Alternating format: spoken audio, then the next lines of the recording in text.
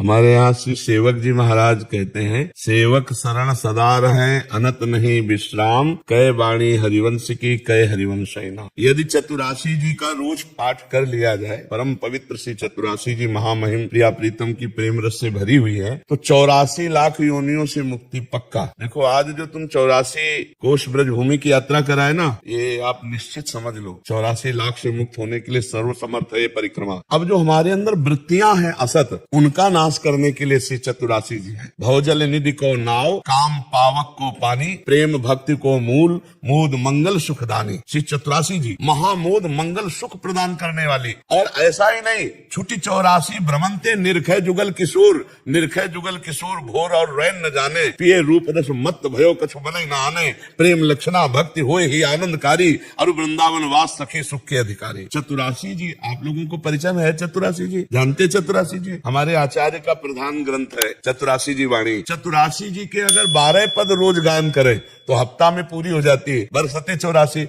और रोज पूरी गायन करे तो कहला क्या। और दूसरी बात नाम, सेवक जी ने 2 बातों पर बहुत जोर दिया है। यदि नाम च हरिवंश नाम बिसरे न छिन, श्री हरिवंश सहाय भल, हरिवंश भरोसे भय निडर, नित गर्जत हरिवंश बल। यदि चतुरासी जी का पाठ और नाम जब चलता रहे तो नाम बाणी जहां श्याम श्यामा तहां, नाम बाणी सुनत श्याम श्यामा सुबस, नाम बाणी निकट श्याम श्यामा प्रगट। नाम और बाणी अगर ये 2 पकड़ लिए जाए तो जैसे 2 पंख से उड़ करके पक्षी आकाश में यात्रा करता है, ऐसे हम नवनिवृत्त निकुंज में पहुंच जाएंगे। कुंज महल की टहल सुख, दंपति संपत्ति पाई है, जैसे रूप लाल हित प्रीति सो, जो 84 गाये। तो हाँ, ये तो चतुरासी जी परिक्रमा दे आए।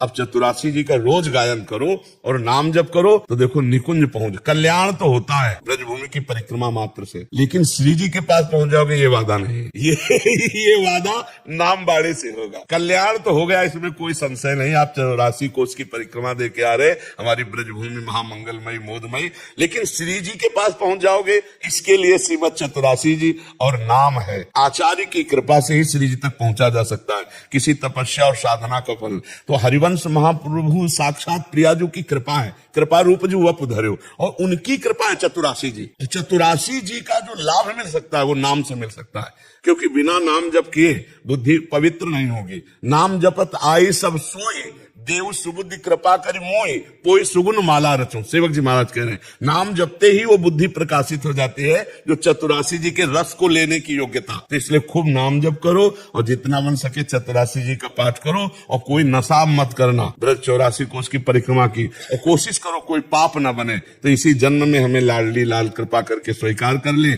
आचार्यों की कृपा से निकुंज में प्रवेश हो जाए, जन्म जन्म का दुख और जन्म मरना ये सब छूट जाए। बड़ी कृपा है, और खूब नाम जप करो। देखना वैसे आप देखो, जब 84 कोष की परिक्रमा नहीं लगाए थे तब कैसा लग रहा था, अब कैसा लग रहा है? हल्का लग रहा है ना, पापलस।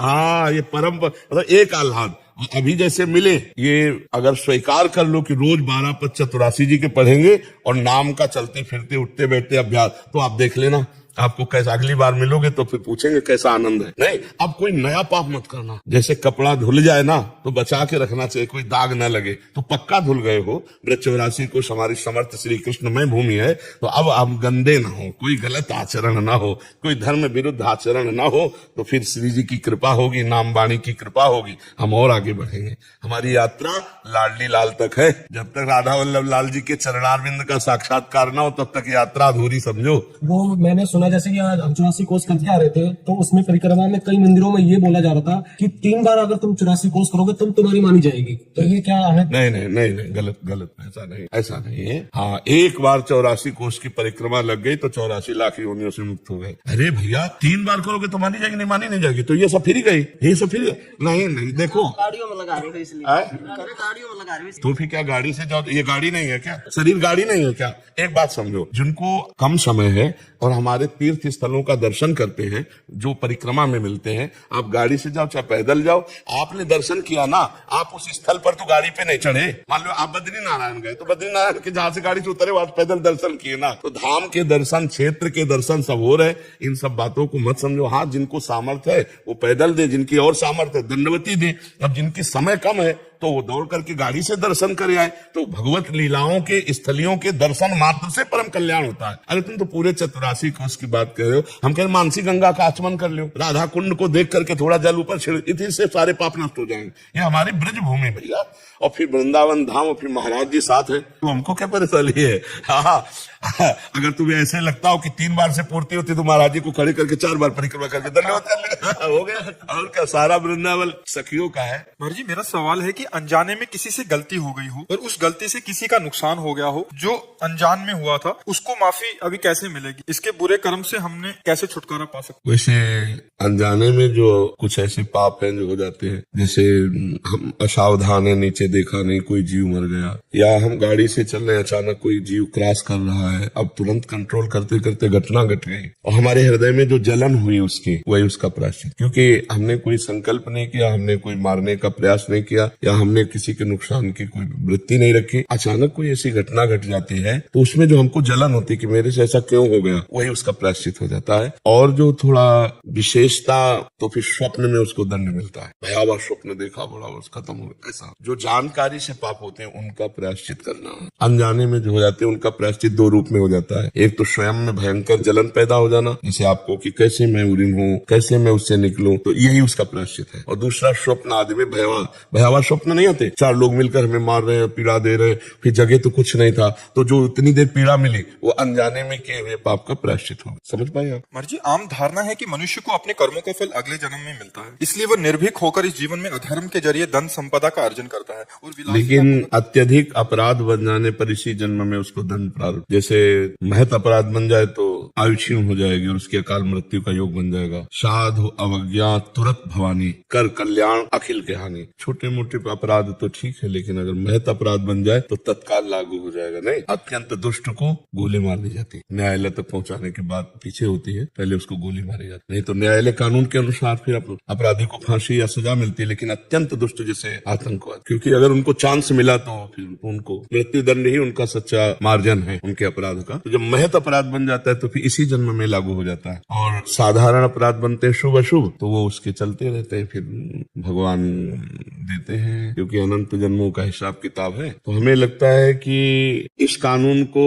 ऐसा ना समझा जाए कि गलत है। हमारी भारतीय संविधान में भी देखो, सबको तुरंत दंड मिल जाता है क्या? 10-10 वर्ष मुकदमा चलता रहता है, जबकि एक प्रदेश एक देश, अनंत ब्रह्मांडों का हिसाब किताब अगर एक जन्म के बाद, तो फिर कोई आश्चर्य की बात नहीं है। कभी कभी 20-20 वर्ष हो जाते हैं मुकदमा चलते हुए, फिर उसे सजा होती है। तो इसलिए ये भागवतिक जो कानून है उसे उसको इसी जन्म में अशांति, उद्विग्नता, भय, शोक, चिंता, मृत्यु, ये तो प्राप्त होते हैं। और परिणाम जो होता है फिर कई जन्मों तक, जैसे भीष्म जी कह रहे हैं मुझे 100 जन्म तक याद है, मैंने ऐसा कोई पाप नहीं किया, कि 6 महीना बाणों की शैया पर। तो फिर उदाहरण में भगवान ने आगे दिया कि आप एक राजा थे और आपने एक सर्प को झाड़ी पे डाला, कांटों पे, वो 6 दिन में तड़प तड़प के मरा, तो तुम्हें 6 महीना बाणों की शैया। तो मतलब हमारा हजारों सैकड़ों जन्मों का हिसाब किताब चल रहा है, पूरा रजिस्टर भरा हुआ है। अब रजिस्टर बढ़ाने नहीं आए, मिटाने आए। हम ऐसा भजन करें भगवान का कि संचित कर्म भस्म हो जाए, और क्रियमाण जो नए हो रहे हैं वो पवित्र आचरण हो, वो भगवत समर्पित हो, तो वो निष्फल हो गए, वो हमें बांध नहीं पाएंगे। शुभ भी बंधन है, और जो हमारा प्रारब्ध है वो निष्प्रभावित हो जाए, कि हमको परास्त न कर पावे। तीनों प्रकार के कर्मों का शासन भगवान के भजन के द्वारा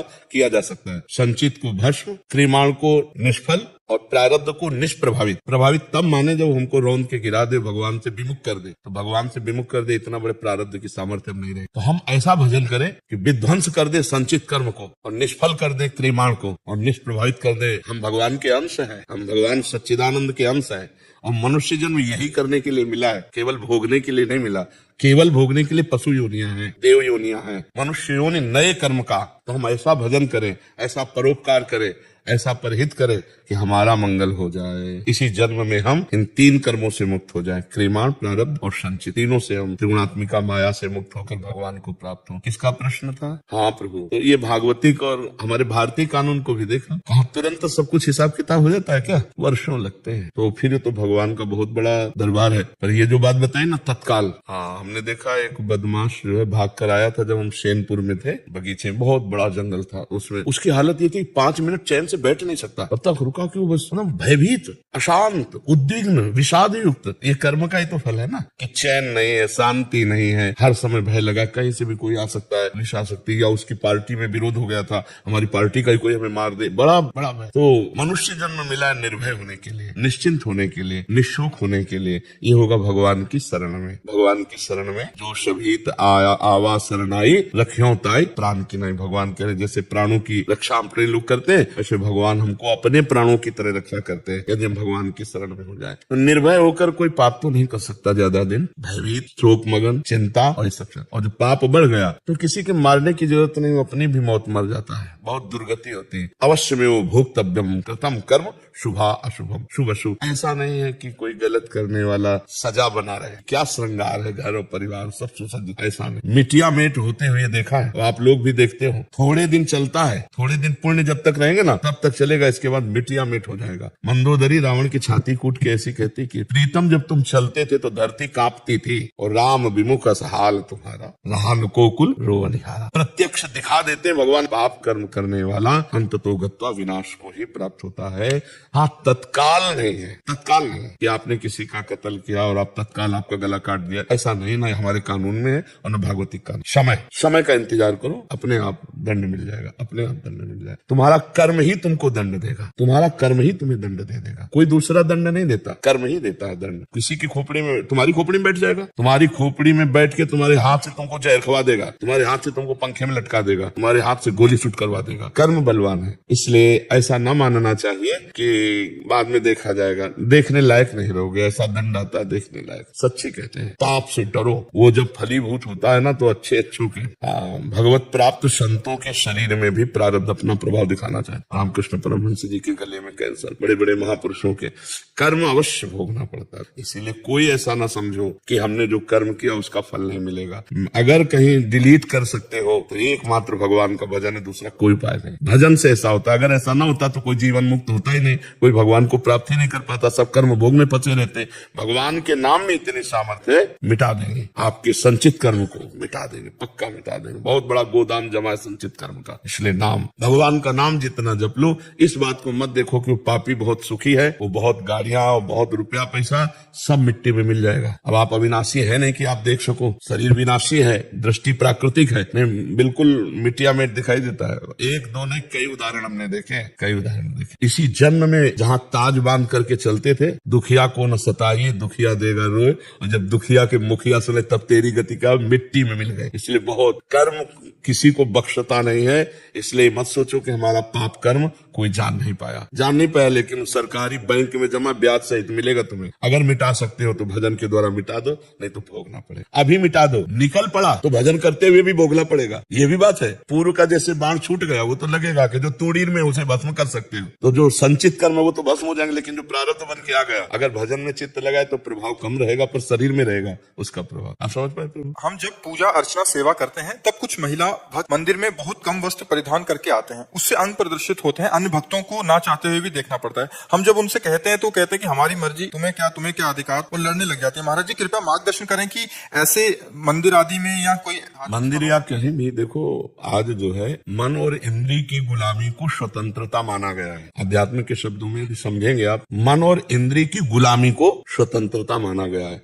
शास्त्र और गुरुजनों की आज्ञा को परतंत्रता माना गया है, इसीलिए प्रभाव नहीं पड़ सकता। क्योंकि भवानी शंकरो वंदे श्रद्धा विश्वास रूपिणो याभ्याम बिना न पश्यन्ति सिद्धा स्वांता स्तमीश्वरम। श्रद्धावान लभते ज्ञानम। जब श्रद्धा ही नहीं है संत और शास्त्र के वचनों में, तो मन मानी आचरण स्वाभाविक है। अब हमको अपने को बचाना है। यदि मेरी बहन हो तो क्या अपने बहन के अंगों को देखकर मुझे काम आएगा क्या? मेरी बहन बीमार हो, मेरे ही समान और कोई सेवा करने वाला न हो, यदि मैं उसे शौचाऊं, यदि उसको वस्त्र पहनाऊं तो क्या काम आ जाएगा क्या? तो मैं अपनी दृष्टि को पावन करूं। अब समाज को पावन करने की सामर्थ्य भगवान में है, या भगवान जिन संतों की वाणी से करवा दे तो है, नहीं तो असंभव सा है, क्योंकि मनमानी आचरणों का बड़ा मनोरंजन चल रहा है। शास्त्र आज्ञा का पालन करना कहीं रह नहीं गया है। हम बार बार उसी प्रसंग को फिर सामने लाते हैं एक बच्चा कई बच्चियों से बॉयफ्रेंड गर्लफ्रेंड का संबंध रखते हैं, बच्चियां, और ब्रेकअप करते हैं, फिर अगले फिर इसे क्या कहते हैं हमारी शास्त्रीय भाषा में? व्यभिचार। और व्यभिचारी पुरुष और व्यभिचारी स्त्री को किस भाव से देखा जाता है शास्त्र की दृष्टि में? तो संयम तो खो चुके, संयम खो चुके, पवित्रता खो चुके। अब ये लज्जाहीन, मर्यादाहीन बुद्धि ये क्या ऐसा सदुपयोग अपने शरीर का या अपने जीवन का कर पाएगी? बस वो तो अब उनके विषय में बोलने का मतलब है अपने को गाली खवाना, अपने को गाली खवाना। तो हमें लगता है हमें अपनी दृष्टि ठीक कर लेनी चाहिए, और तेरे भावे जो करे भलो बुरो संसार, नारायण तू बैठ के अपनो भवन भुआ। तो हमारा शास्त्र और हमारे गुरु जी यही उपदेश करते हैं कि अपने आप को बचा लो, बस यही खास बात है। दूसरे को बचाने चलोगे तो आप भी घसीट जाओगे। मान लो आप हर बच्ची को ऐसे ही करो तो आपके ऊपर फिर रिपोर्ट हो जाएगी कि ये गलत दृष्टि वाला है। इसलिए जिस रूप में आओ प्रभु आप ही हो। हाँ, कोई आपसे पूछे तो उपदेश दे दो, लेकिन समझने वाला कोई है नहीं, समझने वाला कोई है नहीं। हमको अपने आप को समझाना होगा। आज का समाज, ये सब नौजवान भाई समझ रहे ना, हम इनके चरणों में प्रणाम करते हैं कि भैया आप हमारे ऊपर कृपा करके सुनने आए हो और थोड़ा आचरण बदल रहे हो। मतलब बहुत बड़ा एहसान हम आपका मान रहे हैं कि आप अपने आचरण सुधार रहे, आप साधु संग कर रहे, आप साधु के वचन सुन रहे। नहीं, कलिकाल है भाई, बहुत विचित्र कलिकाल है। ये तो पता नहीं कौन सी लहर चली है कि संतों के प्रति श्रद्धा हो गई। तो इसलिए अपने को सुधारा जाए, समाज को सुधारने की। नहीं, मैं अपने की बात नहीं कर रहा था। हम जब सेवा करते हैं वहाँ पे, तो काम करते वक्त जब लोग आते हैं तो लोग हमें बोलते हैं कि पंडित जी, हम पंडित जी है, तो बोले पंडित जी आप ही उनको कोई मार्गदर्शन दीजिए, आप बोल दीजिए। हमने बोर्ड भी लगा रखे हैं लेकिन सुनते कम है। नहीं सुनेंगे, आप कहेंगे तो आपके ऊपर वचन और वचन और हो सकता है कटुता का व्यवहार हो जाए। नहीं सुनेंगे, आप सुन। पहला हमारा उत्तर था मन और इंद्रियों की गुलामी को स्वतंत्रता समझा जाता है। शास्त्र और संतों की वाणी के अधीन चलना परतंत्रता समझा जाता है। कैसे समझ में आएगी आप बता? तो इस विषय में हमें लगता है कि मौन होना ही उचित रहेगा। कोई प्रश्न करे तो उसका उत्तर दिया जा सकता है कि महाराज जी हम लोग ऐसे वस्त्र पहनते हैं, क्या ठीक है? तो फिर बोल सकते हैं, क्योंकि वो जानना चाहते हैं। वो ऐसे आप बोलोगे तो फिर बहुत ही गलत हो जाएगा। बहुत ही गलत शब्द का प्रयोग हो सकता है, बहुत ही गलत शब्द का प्रयोग। हाँ, संसार का बहुत विचित्र स्वरूप है, नहीं प्रयोग हो सकता। वो आपको ही डांट लग सकती है बहुत। हाँ, इसलिए मौन अपने से कोई उत्तर देने का प्रणाली भी है ये उपदेश देने की। जब तक प्रश्न ना करे तब तक उसको उपदेश न दे, नहीं वो उपदेश काम नहीं करेगा। प्रश्न करता दैन्य भाव से आरत अधिकारी जब पावे गूढ़ो तत्व न साधु दुराए। और इस विषय की व्याख्या हम कर नहीं सकते, क्योंकि जब तक आप नहीं बदलना चाहेंगे, मतलब सामने वाला, तब तक ऐसे केवल फालतू बोलने से नहीं चलेगा। तो वो सामने सुधरना चाहे तो उसको हो सकता है। और नए बच्चे हैं, ये इतना ही मान ले कि गलत आचरण न करें, नशा न करें, इतना ही मान ले तो हम इनके चरण छूते हैं सब बच्चों के। हमारे भारत के भविष्य हैं, ये कोई गंदा व्यसन न करें और ये गंदे आचरणों से बच जाएं। नहीं, बहुत बड़ी हानि होती है। फिर ब्लैकमेल होने लगते हैं बच्चे, फिर अपने को कंट्रोल में ना करने के कारण वो अपने को मिटा देने की सोचने लगते हैं। नए नए बच्चे कई कारणों से अपने शरीर को त्यागने की बात। थोड़ा अध्यात्म सुने, नशा न करें, व्यभिचार प्रवृत्ति से बचें और अपने आप को भारत की सेवा में लगाने योग्य बनावे, समाज की सेवा में लगाने योग्य बनावे। इतना बहुत बड़ा उपकार हो जाएगा। और देखो जैसे जैसे कलयुग बढ़ेगा तो पापाचरण बढ़ेगा, पापाचरण बढ़ेगा तो कैसे बढ़ेगा? कैसे बढ़ेगा? मम्मी पापा से बच्चे कैसे बात करते, तुम अपनी देखो यार, हम अपनी देख लेंगे, ऐसे हमने सुना है। मम्मी पापा से कह रहे हैं ऐसे, तो हमारे अपने बाप की नहीं मानते, हमारी बात कैसे मान लेंगे? हमारी मान रहे हैं, यही बात हम प्रणाम करते हैं भैया, बहुत प्रणाम करते हैं। सुबह जब हम आते हैं ना तो हमें लगता है 80% जवान होंगे, सब नौजवान होते हैं 80%। तो देख के हमें आनंद लगता है कि अगर ये सुधरे तो भारत सुधर जाएगा। क्योंकि नौजवान मतलब भूत अवस्था होती है, नौजवान की होती यौवन ज्वर के नहीं बलकावा, इसमें कुछ नहीं यार, अपनी मस्ती से। और ये सुन रहे हैं हाथ जोड़ के, ये खड़े हैं साधु दर्शन के लिए, इसका मतलब श्रद्धा है। इसका मतलब हमारे भारत में अभी संतों और शास्त्रों के प्रति श्रद्धा है। तो जो श्रद्धा करेंगे वो तो सुधर जाएंगे, और जो श्रद्धा नहीं करेंगे तो मनमानी आचरण को सुधारना बड़ा कठिन है, बड़ा कठिन है। अगर आपको यह वीडियो अच्छी लगी है तो वीडियो को लाइक करें, कमेंट करें और चैनल को सब्सक्राइब जरूर करें। और मैं आपको मिलता हूँ कल एक और नए वीडियो के साथ। राधे राधे।